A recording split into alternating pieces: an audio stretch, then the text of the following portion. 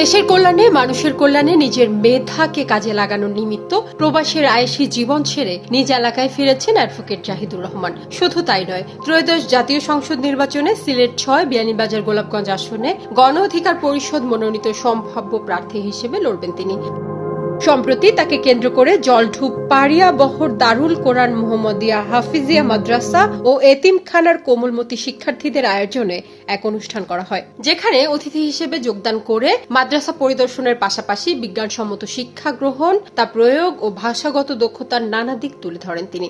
বাংলাদেশে আপনি যতক্ষণ পর্যন্ত সরকারিভাবে প্রত্যেকটা ছেলে প্রত্যেকটা মেয়ের লেখাপড়ার সুযোগ করে না দিছেন, ততক্ষণ পর্যন্ত বাংলাদেশে কোনো প্রকার উন্নয়ন হবে না। যে কোনো জাতির মেরুদণ্ড হলো শিক্ষা, তবে এই শিক্ষাটা সঠিক হতে হবে। এই শিক্ষার মধ্যে ইসলাম থাকতে হবে, এই শিক্ষার মধ্যে আইটি থাকতে হবে।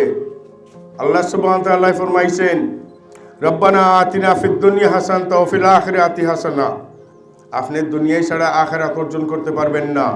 আমাদের যুবক তরুণ ভাইরা যদি ইসলামের পাশাপাশি ইংরেজি না শিখে, তাহলে ওদের জীবন ব্যবস্থাটা কীরকম হবে? বর্তমানে যে ডিজিটাল যুগ, আইটির মধ্যে সারা দুনিয়ায় চলে, অথচ আমরা কখনো চিন্তা করতেছি যে আমাদের ডিজিটালটা কীভাবে করব। আইটি এমন অ্যাডভান্স হয়েছে, কিন্তু আমাদের সেকেন্ডারি ক্লাসে যাওয়ার পরেও অনেক স্কুলে আমরা দেখতে পাই এখানে কোনো ল্যাপটপ নাই, কোনো ডিজিটাল আইটি ল্যাব নাই।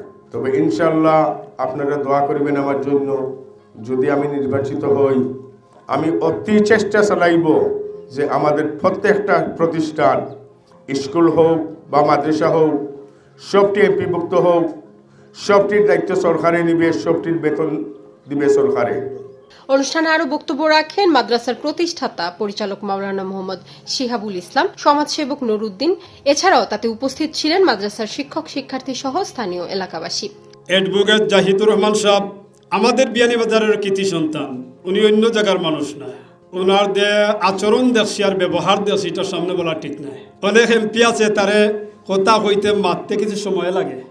ওনার যে আচরণ আর ব্যবহার, আল্লাহু আকবার, এখানেই আমি সন্তুষ্টিত বললাম। ওনার একদিন আমার মাদ্রাসাত নেওয়ার দরকার। আমি যেখানে বসি এখানেই বসাইতে পারি নাই। অনেক মানুষ, অনেক নেতা আছে, বড় চেয়ার নইলে মন বেজার হয়ে যায়। গোলাপগঞ্জ বিয়ানীবাজারে অনেক মাদ্রাসায়, অনেক মসজিদে, অনেক স্কুলে উনি সাহায্য সহযোগিতা করেছেন।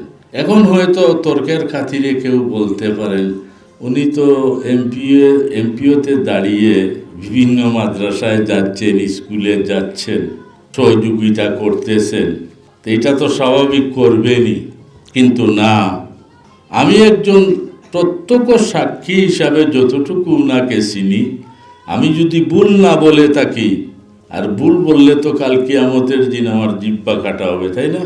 উনি তো আমার কবরে যাবেন না, আমি ওনার কবরে যাব না। মাদ্রাসাটির শিক্ষা কার্যক্রম অব্যাহত রাখতে সহযাত্রী হিসেবে পাশে থাকার কথাও জানান অ্যাডভোকেট জাহিদুর রহমান। মাত কথা সব চলাফের সব দিকে আল্লাহর হুকুমে বালা। আমরা দিকে আমরা মাদ্রাসা দিকে খুব লক্ষ্য করছি। দোয়া দিছই না, দোয়া দিছই না, দোয়া নিছই না, আল্লাহ তানে জয়যুক্ত কর্তা। তানোর কথাবার্তার মধ্যে অনেক কিছু বুঝছে, কিন্তু আল্লাহ তাআলা যারে কবুল করবা তারে এই সংসদে আসার জন্য তৌফিক দিবা।